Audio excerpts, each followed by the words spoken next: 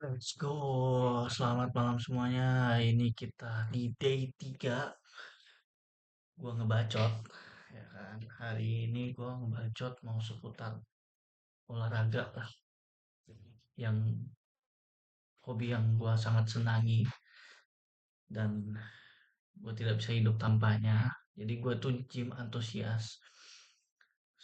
Sebuah olahraga yang sangat gua gemari sekarang karena tidak butuh pemain lain. Yang mana kalau kita main basket atau badminton itu kita butuh minimal 2 orang, tapi kalau gym gua hanya butuh diri gua sendiri dan ya disiplin. Jadi gua sangat senang sekali menemukan olahraga ini di mana gua bisa melakukan sendiri dan setiap hari gitu tanpa membebani orang. Nah, eh, ada sesuatu yang nyangkut di otak gua minggu lalu sih. Gua gua kan main badminton tuh. Nah, gua pengen membakar lemak gua karena gua merasa keadaan gua lagi basah gitu, lagi banyak lemak di badan gua karena beberapa hari kebelakangnya gua itu makan cukup banyak karbo, jadi over kalori. Nah, gua main badminton itu ya cukup serius lah melawan bapak-bapak yang katanya sih main santai, padahal luar gitu kan. Alhasil gua mainnya cukup intens dan di pertengahan gua main itu gua agak pusing ya. Karena sebelum main itu gue memang sudah mempersiapkan diri dan mengosongkan perut agar lemak gue yang dijadikan energi ketika gue main gitu, dan ya harapannya agar dipakai gitu lemak gue sebagai energi supaya lemak gue itu berkurang dan hilang. Nah, ternyata gue salah.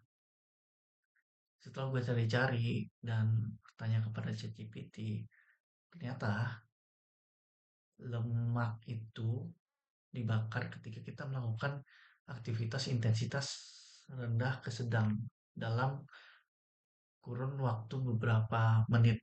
Nah, itu bisa dicari sendiri. Tapi gue agak lupa antara 20 atau 30 menit setelah misalnya kita jalan kaki. Setelah 20 menit itu, nah itu pembakaran lemaknya itu lebih optimal untuk kita jalan kakinya. Misalnya 40 menit gitu. Nah, yang gue lakukan adalah eh, gue melakukan aktivitas intensitas tinggi di mana tubuh gua tuh nggak bisa mendapatkan energi dari karbo.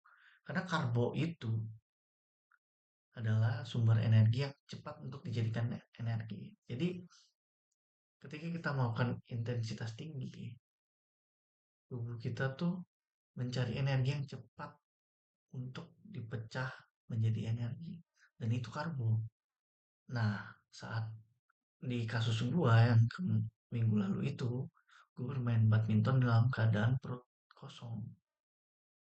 Bingung nih badan gua, gak ada nih yang dijadikan energi dan dia mencari lemak.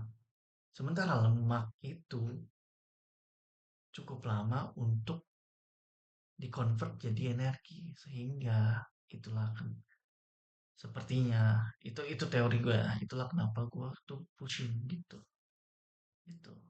Tapi gue nggak tahu ya hubungannya apa dengan pusing. Tapi yang pasti yang gue dapatkan dari gue cari tahu, ternyata karbo itu jauh lebih cepat dikonvert jadi energi daripada lemak yang dikonvert jadi energi gitu.